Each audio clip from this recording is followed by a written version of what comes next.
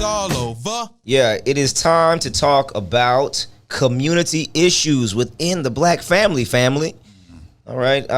So I want to talk about a recent story that we probably saw, and it kind of raised the question around parenting and disciplining your children. Did you guys see the story about Lauryn Hill and her daughter Selah?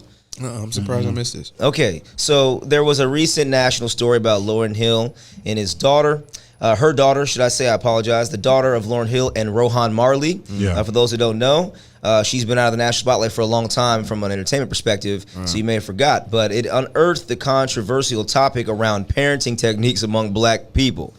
Okay? And so the question that I want to ask, is there a difference in the way that black parents raise their children, and what are those differences? And before we address that, I want to kind of read what the controversy was. And so Selah, their daughter, came out essentially and through I think it was like her YouTube or it was an Instagram live that she was a live she had, and she was talking about her mom, like getting in her ass, like whooping her ass, and how it caused a lot of trauma, for her. And she was just kind of like, it was a very cathartic release. She's like 21 years old now. She was talking about, a lot of different things. And she brought up that, her mama would tell her to go get the belt. It was like almost like it was like a death sentence. Like she felt like it was like impending doom.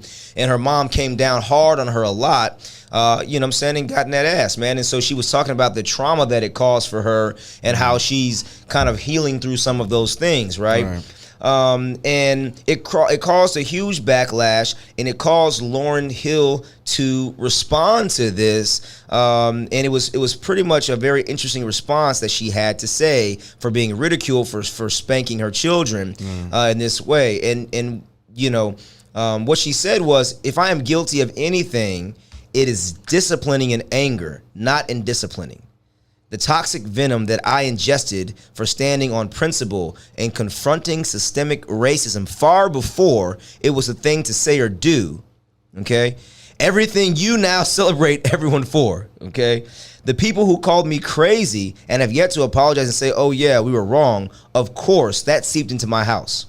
It was intended to. An entire operation trying to break an artist with a voice and knowledge of herself, way ahead of her time, was in motion. I was affected, my family was affected, my children were affected.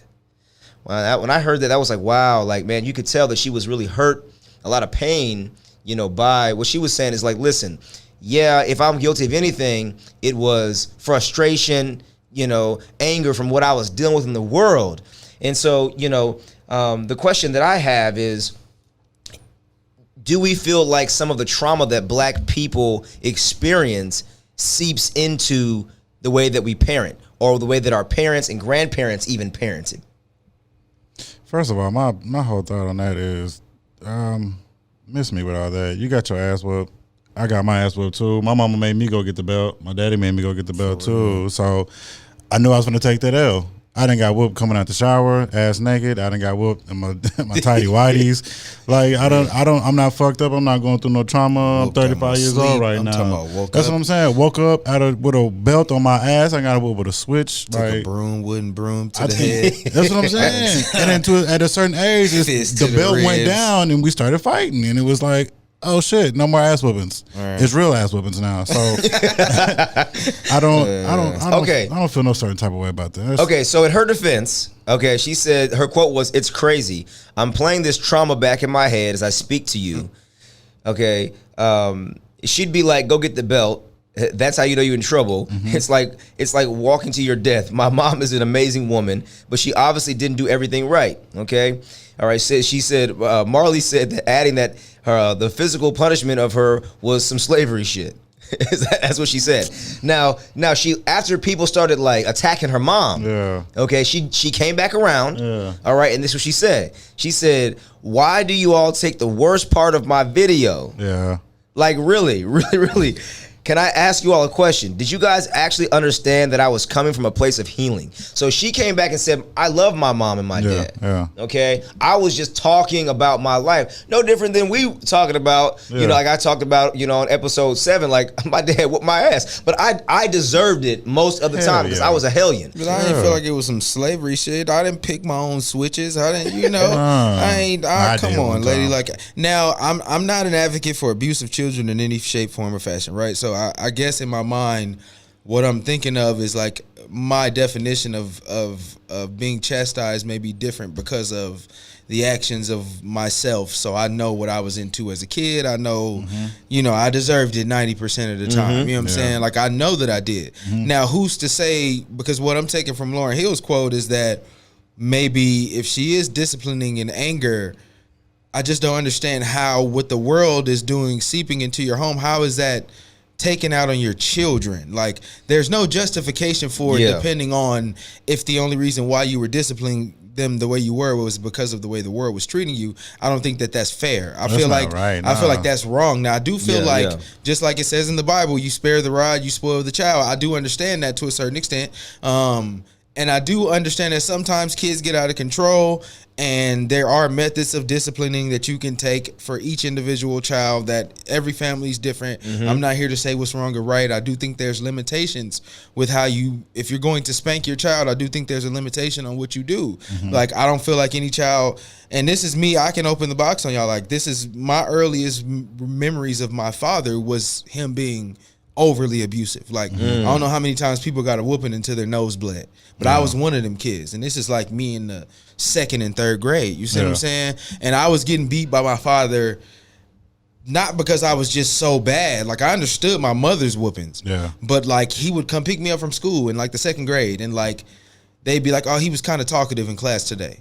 Normal shit. And I would get my ass beat for it. You know what I'm saying? To the point where my grandma, this is me letting y'all in, she lived not too far from my school. So I would leave. She used to tell me, I used to tell her what happened. She'd be like, just leave school right away. Don't wait for him to pick you up. And so school would get out, bro. I would hustle my ass home because I knew that I was safe there. That was my safe zone. But the trauma from his abuse, mind you, he's just whooping my ass like parents whoop your ass.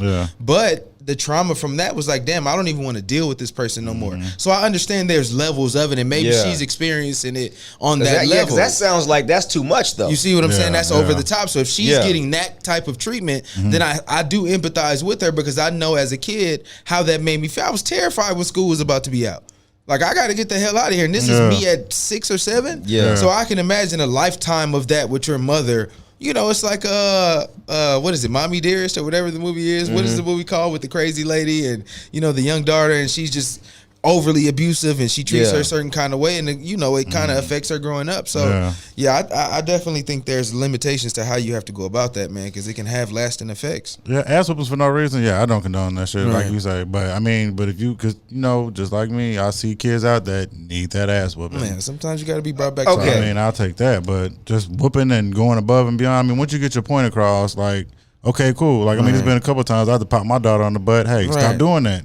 She stopped doing it. No more reason for her to continue to pop.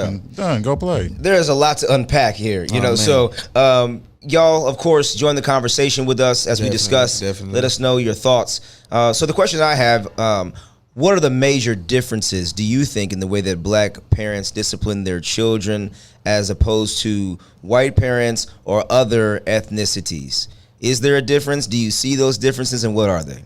I believe so. I think it's a big difference. Like you say, with just the punishment involved and that part of it, some of us still get spankings. Some kids I still see get spankings. Even growing up, I see that all the black kids would get, even the Spanish kids, my Spanish homies would get spankings, but the white kids, they wouldn't get no spankings. They would just go to the corner, get timeout.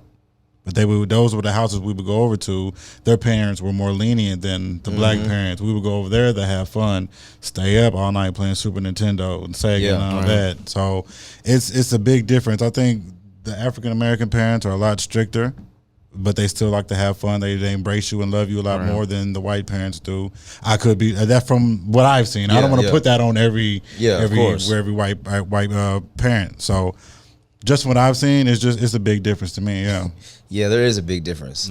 I mean, I see a huge difference. Again, I've said it numerous times that I grew up around a lot of white people, and I was hella confused. Okay, because the way that my parents ran things was not the way.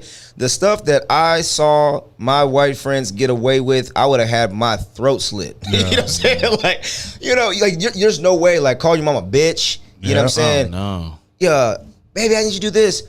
Nah, F you, ma. I'm not doing shit. Like, I saw that, man. Like, I saw kids do and say things like that, and it was crazy to me. And I was like, you wouldn't dare raise your voice. Oh no! I mean, I was like stiff in fear listening to it. No, Dad, screw you. I'm not doing that. Son, don't talk to me that way. Like, like it's weird, man. There is a very big difference. I think also too. Like, I had like you mentioned, like Latinos. You know what I'm saying? That are friends, and like the running joke on the internet is like, get the chakla. You know what I'm saying? Like, if you see, like, you know what I'm saying, on TikTok too, the chakla, the sandal, like Hispanic mom got that chakla. You know what I'm saying? She gonna get your ass with that sandal. You know what I'm saying? Like, so Hispanics resonate with that. Even I had Asian friends, I had Korean friends, bro.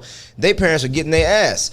So there is. It's interesting to see there is like a very different way that black parents parent, other ethnicities parent their children, and the way that white Americans parent their children. It seems to be a lot less discipline involved in it, a lot more leeway, and what I'm saying, I don't know what's the word I'm looking for, but leniency that they have around it. But I thought that was interesting, man, just when I read this story. In terms of how black parents now raise their kids, do you find that you spank your kids less than you were spanked? Oh, hell yeah. That's interesting, right? Like, I don't feel the need. I feel like I threaten the whooping more than I actually whoop my kids. Like, I thought that I was gonna have to spank them a lot, but so was it that we were bad, super bad, and our kids are just not as bad as we were, or do you think that there's some legitimacy in, because of the way our parents were raised in previous generations, that there are some remnants from slavery and trauma in the way that discipline is kind of exacted out? Do you think that's legitimate? Yeah, it is. I feel like even with absentee fathers, I think that whole, and I talked about this before, I think that generation of fathers, my father's generation, their fathers were so used to working and not being there. Like, that's the most common story I've heard about that generation is about how hard they worked and how they hardly ever seen them. And so that in turn translated to them being absentee fathers, for one. But I do think that it matters, and I think that, I don't feel like I have to spank. I feel like that's a last resort for me. Yeah. So, I think it's different now because I know what was effective for me, and if I could have had somebody to talk to me as opposed to spanking me, I probably would have had a different perspective on things. So I try to take that approach before I have to put my hands on you. You know what I'm saying? Yeah, my dad tried. He tried to talk to me. It didn't work. Oh, hell no. That's why I got spanked. Yeah, exactly. See, I was just bad as shit. So. And then my sister, like, we was a tag team in that motherfucker. So we both was bad. And so. Yeah, I think this is great. Like, I love these kind of cultural conversations around parenting. I think at the end of the day, man, being a parent isn't easy either way, no matter what generation, no matter what ethnicity, no matter where you're from and raised. It's challenging work, man. Best shit in the world, though. Yeah, it is. It's great, isn't it? It's super gratifying. And, the main thing is to cultivate an environment in our households of love, accountability, integrity, peace, truthfulness, and forgiveness. These are the precepts that we should be building our households around. And each child is different, and you'll need to make adjustments based on the uniqueness of that child. The main goal for us as parents, though, is to teach our children in the way they should go. So when they grow old, they won't depart. And if you don't have the right understanding, then seek wisdom and knowledge from teachers and books and counseling and solid parents in your network. Because the best way to raise children is in a loving, supportive community. And as they say, it takes a village to raise a child. Yeah, on the village. On the that's on V's. That's on V's. Shout out to the bully.